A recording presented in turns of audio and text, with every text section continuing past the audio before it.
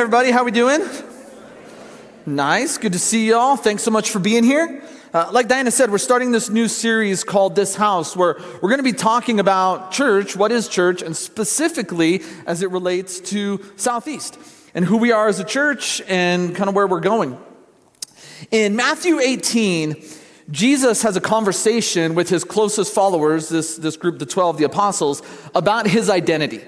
Jesus is leading them toward Jerusalem, where it will ultimately be he'll get arrested, he'll get killed, he'll rise again. But here he has this important conversation with them all about, who am I? Who do people think that I am? Who do you think that I am? And one of his followers, Peter, replies with this word Messiah. He says, you're the Messiah. And Messiah means anointed one. Messiah and Christ, if you ever hear those are actually the same term. One, Messiah is Hebrew, Christ is Greek. But Messiah was the one that God was going to send to make everything right. The Messiah was the anointed one. The Messiah was the Savior. The Messiah was the rescuer, the one who was going to put everything back on track. And after Peter says that Jesus is the Messiah, here's how Jesus responds. Verse 17. Jesus replied, "Blessed are you, Simon, son of Jonah, for this was not revealed to you by flesh and blood, but by my Father in heaven. And I tell you that you are Peter, and on this rock I will build my church, and the gates of Hades will not overcome it." So I said it wrong. It's actually Matthew 16. But anyway, so this is Jesus' response.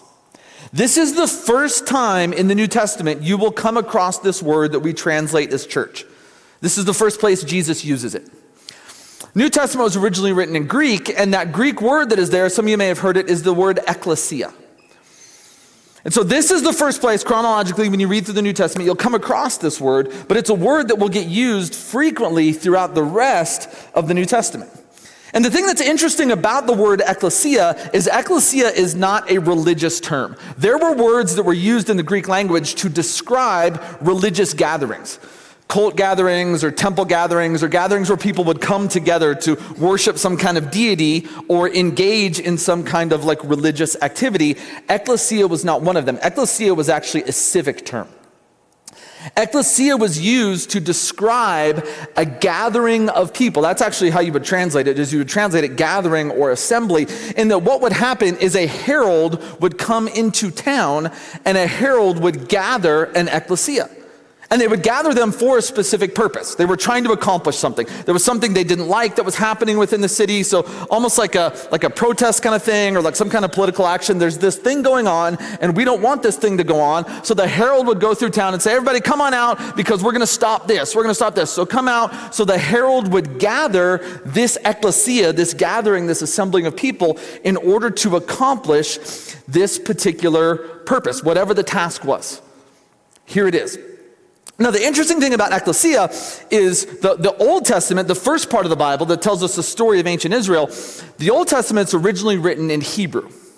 But in the 3rd and 2nd century BCE, they will translate the Old Testament from Hebrew into Greek. That Greek translation of the Old Testament is what we call the Septuagint.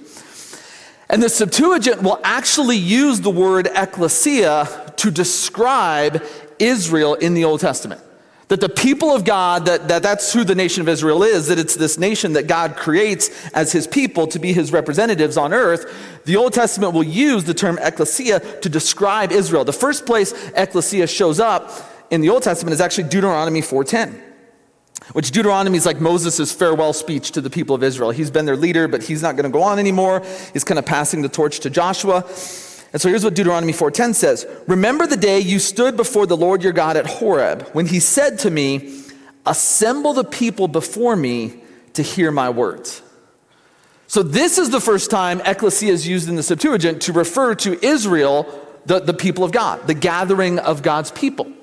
So then when you get to the New Testament, and the New Testament in the life of Jesus here uses the word ekklesia as this is the gathering, it is intentionally calling back to the people of God. So what Jesus is making clear is the ekklesia that he is gathering is not some new thing. That it's connected to the old thing.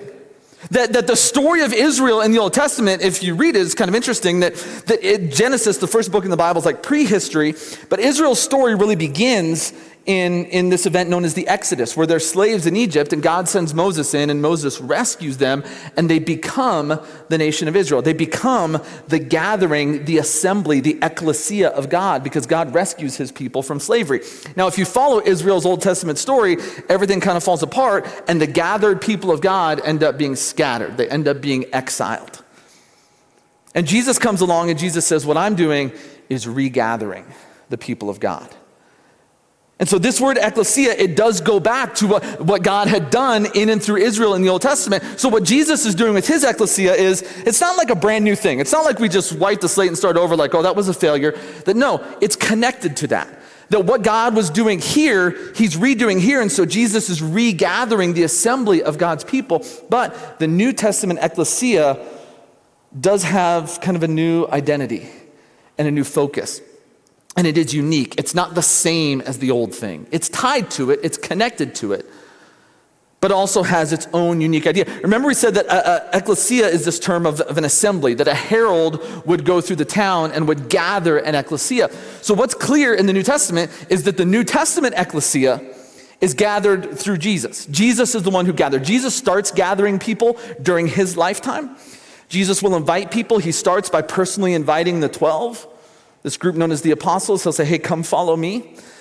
And throughout Jesus' life, he'll get big crowds of people that will gather to hear him teach, that will gather to hear him see miracles. But in terms of actual committed followers, Jesus doesn't have a whole lot during his lifetime. In fact, after Jesus' death, his burial, his resurrection, and his ascension, when he ascends into heaven, promising to return one day, the book of Acts, the beginning of the book of Acts, tells us that there's only about 120 followers of Jesus after his death, burial, resurrection, and ascension. So it's relatively this kind of small group. But then out of that group is where the ecclesia is born. So Jesus talks about the ecclesia in his life, but the ecclesia doesn't actually launch until after his ascension. When he leaves, that's when he says, okay, now go. And so Jesus is the herald that calls the ecclesia together, and he's also the one that gives them their purpose. Famously in Matthew, the end of Matthew's gospel, Matthew 28, verse 19 through 20, we call it the Great Commission. Here's Jesus' farewell words to his followers right before he ascends into heaven.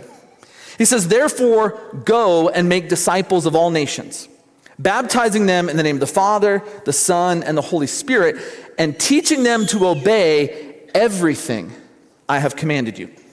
And surely I'm with you always to the very end of the age. So Jesus gathers this assembly together. He calls people to himself. The New Testament ecclesia is founded on the presence of Jesus. And he even says that, surely I will be with you until the very end of the age. That when Jesus leaves, he's going to send his presence, his spirit to live within his people. So the New Testament ecclesia is founded on the person of Jesus and his presence within the community. And then he gives them a mission. He says, go. So kind of one of the interesting things about the New Testament ecclesia is that word means gathering. We're gathering so that we can go. The identity of the New Testament ecclesia is, yes, we gather together, we assemble together, because this is what an ecclesia does. We assemble and then we go. We are actually this gathering of people that is sent out into the world. And we're sent out into the world, the language Jesus uses is to make disciples, to make followers, to make learners, to help each other find and follow Jesus. Whether that's like the first time, this could be our first time in church together, our 1,000th time in church together, this is always what we're doing. We're helping each other respond to the work of Jesus that is happening among us. Jesus tells him, he says, and baptize. Baptize is about identity. Baptism is about placing our life into Jesus. It's about sharing in his death and resurrection. And Paul says when we do that, we become this new creation, finding new life in and through the grace and redemption and forgiveness of Jesus. And then Jesus says at the end, he says, and teach them to obey. So we find Jesus, we share in his death and resurrection, we become this new creation, but then we continue to grow and transform. It's not like a baptism Jesus is done with us, like, all right, you got dunked, there's another one checked off, we're good now. No, there's this idea of continued transformation and continued growth.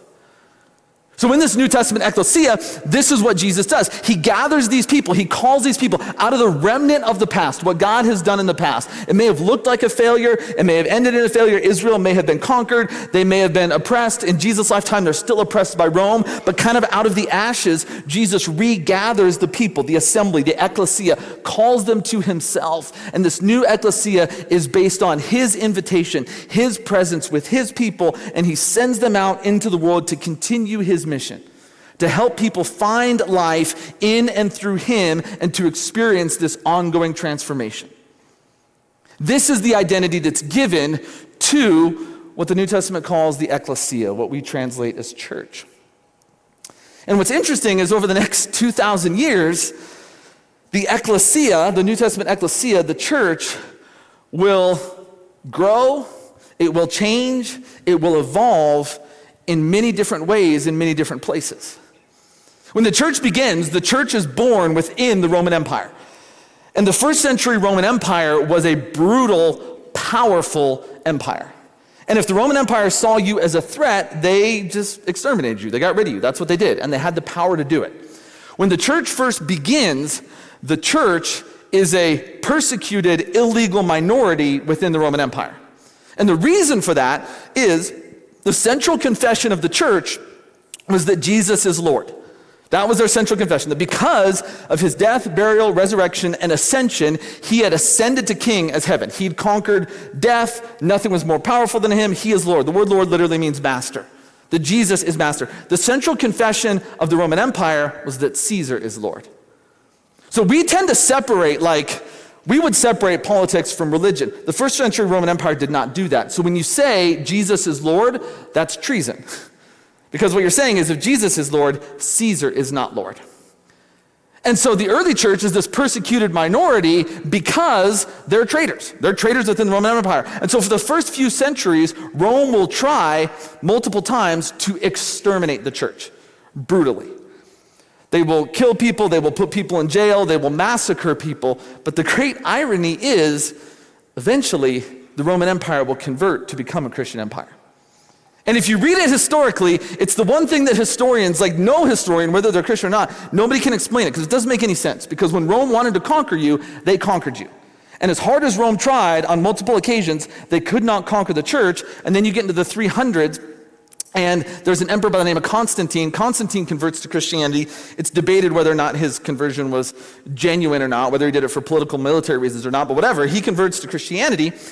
And then he ultimately paves the way that in 380, the Edict of Thessalonica converts the entire empire. And so Rome set out to conquer the church, but in the end, the church ends up conquering Rome. Now, there's some really good things that come out of that. The church and the ethics, the morality, not just of Rome, but of what we would even today call the Western world. Because what we call the Western world today comes out of the Roman Empire. And so there's some really good things the church brought to the Western world in terms of dignity and worth. Those weren't values within the Roman Empire. The Roman Empire didn't see all people as having dignity and value or worth. The church comes along and says, no, we're all people of God, created in the image of God, and we should have the ethics and morals of that. No matter who you are, no matter where you are socioeconomically or whatever, we're all children. So there's this aspect of love. There's this aspect of justice. The church contributes to medicine, to education, to art. There's a lot of good things. Now, at the same time, we also have to own up to the fact that there's some not good things. That when the church now becomes at the center of power, because when the Roman Empire transitions from really a pagan empire to a Christian empire, Christianity transitions from a persecuted minority to literally being in the center of power. And power tends to corrupt. And so there's some not good things that the church brings. There's corruption in terms of money and morality. There's wars. There's crusades. There's some things the church does not do very well at all. And so the church in that time has kind of this mixed history of there's some really good things that are brought, but that's usually how life works, isn't it? We want things to be all good or all bad, but usually it's kind of a bit of both. Now, what ends up happening within the Roman Empire is eventually Rome will get sacked. And when Rome gets sacked, what happens within the Roman Empire is there's kind of a split between the eastern part of the empire and the western part of the empire. The western part of the empire eventually keeps its home around Rome, but it will become known as the Holy Roman Empire. The eastern part of the empire, based around Constantinople, is what will become the Byzantine Empire. And the reason that's important for us is what happens up to that point is you have kind of really one thing that's like the church, because ecclesia in the New Testament, interestingly enough, ecclesia refers to local gatherings, and it also refers to one big universal gathering. So in the New Testament, when the New Testament writers talk about the ecclesia, when Paul talks about the ecclesia, there are ecclesias that are part of this bigger ecclesia. That there are these little gatherings that are all a part of this bigger gathering. Now, what happens when the Roman Empire splits into the Byzantine Empire and the Holy Roman Empire is the church kind of ends up splitting into what we call the Catholic Church and then the Eastern Orthodox Church. The Catholic Church is based out of Rome, and the Eastern Orthodox Church becomes based out of Constantinople. And so really for the first time, within the highest power structures of the church, there's this split rooted around, it's kind of rooted around geography and politics, but also there are some differences in theology and practice. Now, early on, the Orthodox Church and the Catholic Church still shared like fellowship together. They would still take communion together. But ultimately, as they continued to disagree over issues primarily of theology and practice, they would divide. So really, you have this kind of schism between the top power structures within the church. And now instead of just having kind of like the church, are you a part of the Catholic Church? Are you a part of the Eastern Orthodox Church? The Eastern Orthodox Church will spread all over the Eastern world, which is why you'll still get Coptic Christians or Russian Orthodox Christians or Greek Orthodox Christians, and the Catholic Church will primarily be in the West. And this is the kind of reality that follows the church through the next several centuries until you get to the year 1517. And in 1517, there's a young German monk by the name of Martin Luther. Here's what he looks like when he's a little bit older and experienced and more experienced. In 1517, Martin Luther will have issues with some of the practices and the theology of the Catholic Church. His issues not with the structure of the church. He doesn't mind the structure, but his issues with the practices. And so in 1517, in the town of Wittenberg, Germany, Martin Luther will go to the door of the Catholic Church and he will post on the door, which think of the door of the church as almost like a community bulletin board. This is where you would put like, hey, there's a yard sale at the Smiths on Friday, and don't forget it's, bring lunch to work day on Tuesday or whatever. Luther goes with his 95 theses, his 95 kind of points of debate or objection of here's what's wrong, and he posts that on the door of Wittenberg, Germany, and that begins what's known as the Reformation.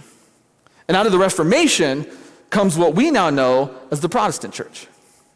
So now there's this new branch of Christianity that you've had for several centuries now. You've had the Catholic Church, and then along that splits, and you get the Eastern Orthodox Church, and now out of the Reformation comes the Protestant church. And what Luther will do is ultimately, again, it starts off with just kind of objections about theology, but it will become far more about practice and about how churches are governed. And so you'll have the Protestant church that emerges separate from a lot of the different power structures.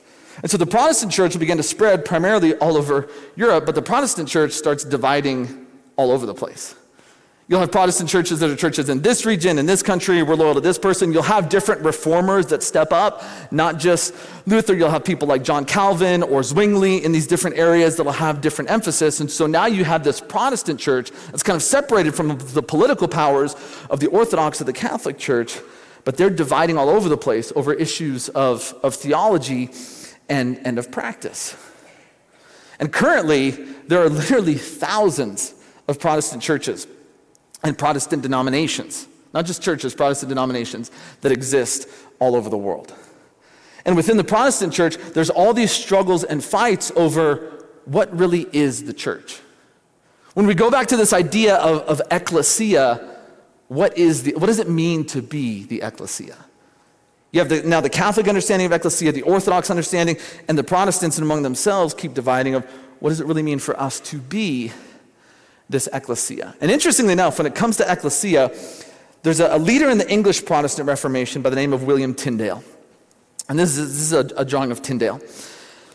And Tyndale, again, he's a leader in the Reformation, a leader in England, and one of the things Tyndale does that gets him in big trouble is he translates the Bible into English. Now, his translating the Bible into English wasn't that big a deal. One of the things that really ticked off the powers that be is Luther had translated the Bible into German so that common people could read it, because it used to just be you had to be educated and be able to read like Latin to do it. So that was part of the Reformation, is let's get the Bible in the hands of everyday ordinary people. So Tyndale translates the Bible into English, which isn't the thing that gets him in trouble. What gets him into trouble is some of the choices he makes in his translation. And the reason why he gets in trouble is because some of the choices he makes in words that he translates were viewed as undermining the authority of the structures of the church that had political power and of even the leaders like the king. And so ultimately, the political leaders and the religious leaders in England work together, and they have Tyndale executed. They strangle him. And one of the words that Tyndale gets in trouble for translating is the word ecclesia. That when Tyndale translated ecclesia into English, he translated it as congregation. That this is the congregation. This is the gathering. This is the assembly. And this is where the leaders looked at it and thought, well, if you're doing that, you're giving power to the people over the institution, and that's a threat to our power, so we're going to kill you. So literally that word, Tyndale's translation of the word ecclesia, is a part of the reason that he gets killed. And what those in power chose to do was, instead of using the word congregation, they took the German word Kirche and transliterated it into English. When you translate a word from one language to another, there's two ways to do it. You can either translate the meaning of the word, which is the most common way to do it. So in one language, this is the word that means tree. In another language, this is the word that means tree. So when you're translating it, you just go tree. The other way to do it is you can take the letters from one language, transliterate them, so just bring the word over letter for letter, and then create the meaning you want to create. Kirche was a German word that meant cathedral. So in the German translation, this is how ecclesia got translated, as a Kirche, as a cathedral, as a place, as an institution. So when they got rid of Tyndale, what they opted for was to keep the word Kirche, and they simply transliterated it from German into English, which is where we get the word church. This is why, still to this day, there's always this tension between, is the church a place or is it a people? What does it really mean to be an ecclesia? As the Protestant Reformation spreads all over the place, there are ongoing reformations to try to change the church. We usually talk about the Reformation as if it's this one thing that Luther kicked off in 1517 with the 95 Theses, but the Protestant church, ever since it came into existence in the early 1500s, has always been trying to reform itself around this idea of, what does it mean to actually be an ecclesia? What is that when Jesus says, I'm going to build my ecclesia upon my people? That's what he tells Peter, like, I'm going to build my ecclesia. What does that actually mean? And so there's Protestant movements all over the world that are wrestling with this, that end up fighting with each other and disagreeing with each other. And there's all these different attempts at reforming us to get us back to, what does it really mean to be the ecclesia of Jesus? The ecclesia of God. That's how the New Testament ecclesia was defined. Because remember, ecclesia is a generic term. And what defined an ecclesia was, what was the center of the gathering point? What are we doing? And the New Testament ecclesia was of Christ, founded on his presence and his mission. But what does that actually mean? What does it look like? And so in 1790, there begins this movement here in the U.S. called the Second Great Awakening. And the Second Great Awakening is this like Protestant spiritual revival that spreads across, at the time, what was the frontiers of America. Right? Kind of what we would call now almost like the central part of America, but that was the frontiers. Everything was spreading westward, things were moving westward, and so the Second Great Awakening is this really emotional revival that spreads across the frontiers. And you would have revival meetings, and preachers would stand up, and people would be baptized by the hundreds. And one of the people who ends up being a part of that Second Great Awakening is a guy by the name of Barton W. Stone. Here's a picture of Stone. Stone was a Presbyterian preacher. He was the preacher at Cane Ridge Presbyterian Church in Kentucky.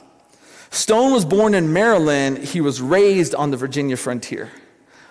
And one of the cool things about Stone is Stone lived in Kentucky. He lived in the South. Stone was an ardent abolitionist. Even in the South, and remember, this is like early 1800s, so this is the time like leading up to before you get to the Civil War. Stone would not allow anyone in his church who owned slaves to be a leader. He forbid it, even in the South, which is like kind of unheard of. Stone actually at one point, I believe it's his wife, someone dies and leaves him and his wife some property that included slaves. Stone tried to free them in the South, but legally he couldn't free them. So he packed up his entire family, moved to Illinois in order to free these slaves that he had inherited. So Stone is this really cool kind of Southern preacher who's doing all this, some like abolition work, and he's the pastor at Cane Ridge Presbyterian Church in Kentucky. In 1801, Stone's church hosts the Cane Ridge Revival, which is a part of these Second Great Awakening revivals. Here's like an artist's depiction of what they think the Cane Ridge Revival looked like. In fact, if you go, the Cane Ridge Meeting House is still there. It's like this museum. You can go visit it. And the Cane Ridge Revival was attended by 10 to 20,000 people, they estimate. And anywhere between 500 and 1,000 people were baptized. It was this really cool, really powerful, emotional revival. But the reason why it was significant is because Stone made a point both of the organizing and the running of the Cane Ridge Revival to include not just Presbyterians, but Methodists. He brought Methodists, another Christian denomination, in and said, hey, let's do this together. And after the revival was done, Stone took a lot of heat because they thought, you took communion with Methodists. How dare you take communion with Methodists? Not only that, but this is 100% true, I'm not even kidding. There was a lot of pushback because you had a lot of people who feared that by doing this joint revival, that our good Presbyterian kids might date and marry Methodist kids. And the last thing in the world we want is our pure, holy, good Presbyterian sons marrying corrupt Methodist daughters or vice versa. And so he takes a lot of heat for doing this joint revival between two different, supposedly Christian Protestant denominations. Stone becomes very, very tired of the infighting within Protestant Christians. And he's saying, this isn't right. Then when you go back to Jesus, on the night Jesus was betrayed, what is it that he prays for? He prays for the unity of his people. You can read it in the middle part of John. Jesus' prayer is, God, let them be one as we are one. And all we've done is divide and go all over the place. So in 1804, Stone writes what's called the last will and testament of the Springfield Presbytery. And he literally says, hey, I'm the leader of this Presbyterian church here, and we are dissolving as a Presbyterian entity. But we're not dissolving as a church. We're just dropping our denominational affiliation. And what he says in there is, we are going to take the name Christian. Not because we're the only Christians. Anyone who follows Christ is a Christian. No matter what your denominational label is, no matter which one of these churches you belong to. But we only want to be known as Christians. We're not the only Christians, but we're Christians only. And so Stone's movement became known as Christians. These are Christians, that's all they are. They're not Methodist, they're not Presbyterian, they're not Baptist, they're not Catholic, they're not Orthodox, they're just Christians. Now, at the same time Stone is doing his thing in Kentucky, there's another movement that's kind of doing the same thing. This is Thomas and Alexander Campbell. These are their pictures. Thomas is the one, he would be on your left, and then Alexander's on the right. They're a father and a son. So it starts with Thomas and then eventually passes to Alexander, and they're also from a Presbyterian background, and they're also troublemakers. They get in trouble, similarly to Stone, for sharing communion with outsiders. How dare you share communion with people that are outside of our denominational movement? Actually, both the Campbells and Stone, like their denominations threatened to like revoke their credentials. Like you're not even worthy to be a minister anymore because you're associating with these people from a different denomination. And really, what the heart of their movement is they wanted to organize independent congregations. That the church isn't this big hierarchy of power, that it's these local gatherings that are all a part of this bigger gathering. They were tired of the division within the church, and their goal is, we want to restore New Testament Christianity. That was the language they used. That this thing has gotten so big and it's gotten so out there and we're all disagreeing and fighting. Let's just go back to, what does it actually mean to be followers of Jesus, and what does it really mean to be the ecclesia? What is it that defines that gathering? And so they had all of these different slogans they would use, and one of the slogans they would use was this: in essentials unity, in non-essentials liberty, in all things love. So he said, instead of looking at like, well, I disagree with you over this, I disagree with you over that, let's come down to what does it really mean to be a follower of Jesus? What does it mean to be an ecclesia? And let's build from there. Let's build from what we have in common. I mean, New Testament says we're all one in Jesus. Let's start there. And so eventually in 1832, the Campbell's disciples is what they were called. That's the title that they picked, was disciples, because that's the word the New Testament uses to describe followers of Jesus. The disciples join with Stone's Christians literally with a handshake. Let's shake hands. Let's bring these movements together because we're trying to do the same thing. We're trying to stop all this division. We're trying to be united. We're trying to build on what is essential and what does it really mean to be a follower of Jesus and what does it actually mean to be a New Testament ecclesia. And so their focus was unity by restoring the practices of the New Testament church. That's what they wanted to do. So they had other slogans like this: no creed but Christ, no book but the Bible, no law but love. Now, here's the sad irony. The sad irony is that movement would eventually splinter into 3 movements. So you have this unity movement that comes together to try to restore what does it mean to be a follower of Jesus? What does it mean to actually be the church? But it will splinter off. But interestingly enough, the way it splinters off, they keep the same names that were important to the founders. So today, you have these 3 different movements. One is the Disciples of Christ. If any of you are familiar with Disciples of Christ churches, that comes out of this. Another one is the Church of Christ. And the other one is what's known as the Christian church, sometimes called the independent Christian church. These all come out of the Stone Campbell movement. The movement comes to be known as either the Stone Campbell movement or sometimes the Restoration movement. The reason that Southeast Christian Church has the name Christian in our name is because we came from the Stone Campbell movement. That there was a group of people that got together with this same vision that drove Stone and Campbell to say, hey, we want to have a church in the Southeast Denver area. A church that is committed to the essentials of what does it mean to be a follower of Jesus and what does it actually mean to be the ecclesia. And so Southeast Christian Church there's a meeting that takes place on November 4th, 1971 in the Graham household. And it's just a group of families that want to come together to start a church in this area, the southeast region of Denver, in order to be an ecclesia, in order to provide this church where people can encounter Jesus, meet Jesus, grow in their faith and transformation. And to that meeting, they invited Russ and Bev McCracken. Russ would be the founding pastor of this church. Russ is still a member of this church. He's sitting in the back here, actually. Yeah.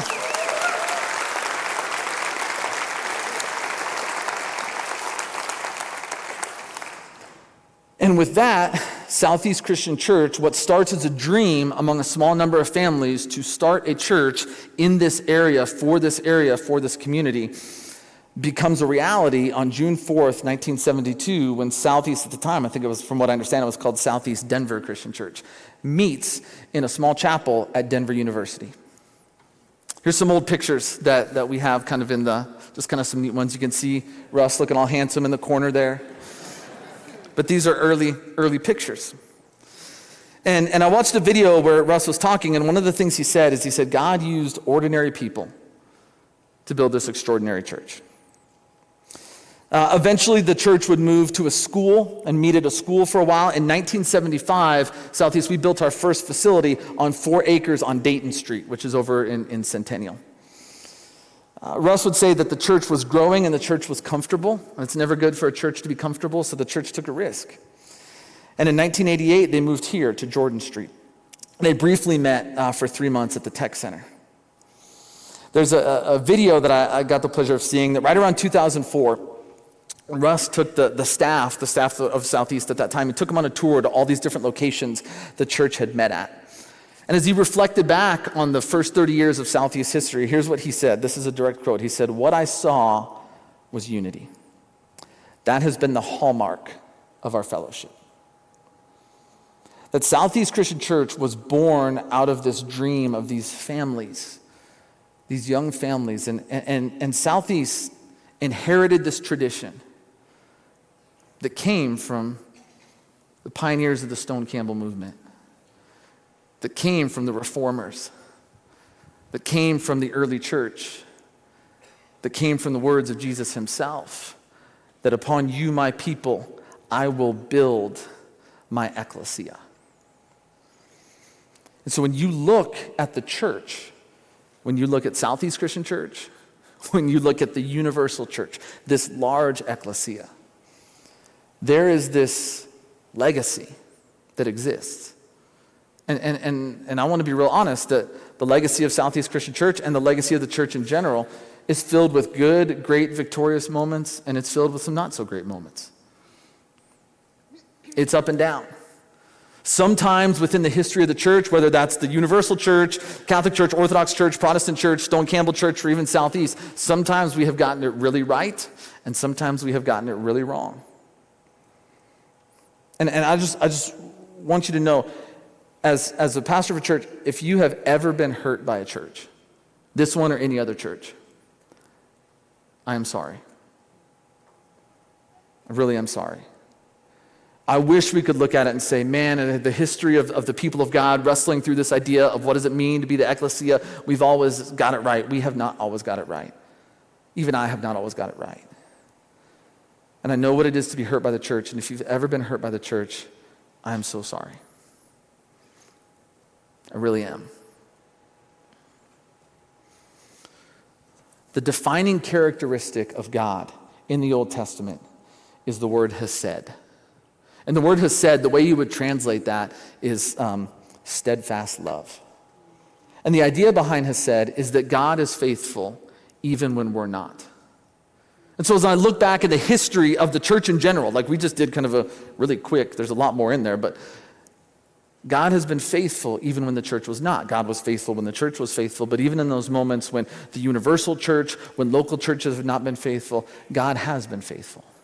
And God has continued his mission of redeeming, of restoring, of making all things new. And so you and I sit here today as the inheritors of a legacy. A legacy that is a couple thousand years old. A legacy of faithful men and women who came before us, who in their time and in their place had to wrestle with and figure out, what does it actually mean to be the ecclesia of Christ? What does it look like? Because the thing about ecclesia in the New Testament, if you go back, there's no one blueprint for this is exactly how you do it. The ecclesia has a strong core, but it is designed to be flexible. It's designed to be contextualized. It's designed to respond to specific times and specific places. And so you and I sit here today as the inheritors of the men and women who've come before us, the faithful men and women who've come before us, and the faithful God who has worked even in spite of our own failures. And so we sit here today, and the reality is you and I get to decide what Southeast becomes in the future. That's on us. That's the way the ecclesia works, is it's passed from one generation to the next. Here's this legacy, and there's parts of this legacy we need to repent from, there's parts of this legacy we need to apologize from, there's parts of this legacy that we need to embrace and double down on and build on. But in every generation, there is this time where, hey, this is our time. We are the inheritors. Whatever has come before, good or bad, now it's ours, and now we decide together who this church becomes. The first time I came here was in January. And in January, if you weren't here, we were not in a very good place for what it's worth. But what I remember about being here in January, one, it was snowing and cold. But two, more importantly, is even in the midst of the mess that was going on, I think there was 2 people that were baptized. And I remember thinking to myself, even in the midst of the mess, there's something happening. God is doing something. One of my favorite verses, Isaiah, the prophet Isaiah 43:19 says this. He says, "See, I am doing a new thing. Now it springs up. Do you not perceive it? I'm making a way in the wilderness and streams in the wasteland." My family and I came to this church to be a part of the new thing God is doing. And it's not separate from whatever came before. We are always tied to what came before us. The legacy of those faithful men and women who were butchered in the early days of the Roman Empire. Those men and women who wrestled with, hey, now that we're a Christian empire, what does that mean for us? Those people all through what we call the Dark Ages. How do we live faithful here? The Protestant reformers, the men and women who started the Stone Campbell movement, the families that met together to dream about Southeast in particular. We are the inheritors of that legacy, that God is doing something new in the midst of that. We're tied to that. But now it's up to us together to decide communally who we become. What does it mean to be the ecclesia of Jesus in this time, in this place, for us? That's what we decide. That's what we're going to spend the next few weeks actually trying to bring clarity to. We've had, for the last year, we've been working through this process of trying to bring clarity to who are we? Like, who really are we? What is it that we're actually doing? And it's not like these things are like brand new things. I mean, again, they're all rooted. We come from this movement that says, hey, let's go back to the early church and see what are our foundations? What is our core? What does it mean to be the ecclesia? So they're not new things, but we're trying to word them in a way that brings clarity so that all of us who are part of Southeast can go, oh yeah, this is what we do.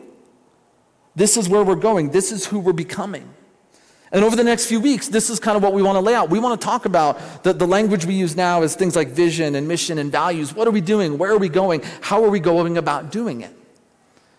But before we do that, here's what I want all of us to really spend this week doing. I want all of us to spend this week praying this little simple prayer. I'm going to put it on the screen. God, what part do you want me to play in shaping Southeast's future? Because this is our church. This is our ecclesia. And we decide together. It's not like there's a separate, like, ooh, these people meet in a room and they decide. No, we decide. The ecclesia is first and foremost and has always been a gathering. Is it an assembly? It is us. What Jesus said is he lives among his people. It is up to us together to decide, what do we become? How do we take the dream that started in the Graham's house in 1971? How do we take that dream that started with Stone and Campbell? How do we take that dream that when Jesus looked at Peter and said, I will build my ecclesia on you, and how do we embody that in our time and in our place? And what role do you and I play? Because we live in a culture that tells us, just consume, just consume, just consume, just consume. Let me tell you this, consuming is antithetical to what it means to be the ecclesia. So what part do we play? And here's what I need you to know. No matter what your background is, no matter what your past is, no matter what your story is, in this ecclesia, I'm going to put this on the screen because you matter. Your story matters. Your passions matter. Your gifts matter. Your victories matter. Your defeats matter. Everything about you matters. That's what Paul says in 1 Corinthians 12. We are a body. And if you don't feel like you matter anywhere else, I need you to hear me. You matter here because we are not the ecclesia without you. If you want to go ahead and grab your communion, if you want. You don't have to take communion if you don't want to. But what centers us as a gathering, what centers us as an ecclesia, what centers us as a church is the death, burial, and resurrection of Jesus. The earliest church leaders and church followers, they knew that the church was a diverse place, made up of diverse people. And I'm so glad we have diverse people. I'm so glad we still have people here that were part of planting Southeast. And I'm grateful for that. But I'm also grateful for youth. I'm grateful that we have people that have energy and excitement. I'm grateful for the diversity we have in our church. But what brings us together, which again, this was the foundation of the Stone Campbell movement, was that we are one in Jesus. That through his death, burial, and resurrection, we become one. This is our unity. This is why Diana said it earlier. The most important thing we do is to celebrate communion. Because it reminds us of whose we are and of who we are and what keeps us united. So go ahead and pull back the top layer and take that piece of bread. The body of Christ broken for us, and eat that.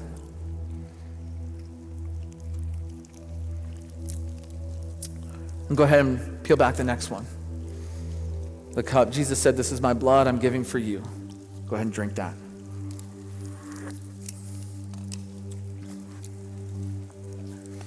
We are the ecclesia, not because of anything we've done, not because we deserve it, not because we created it, but because of what our God has done for us.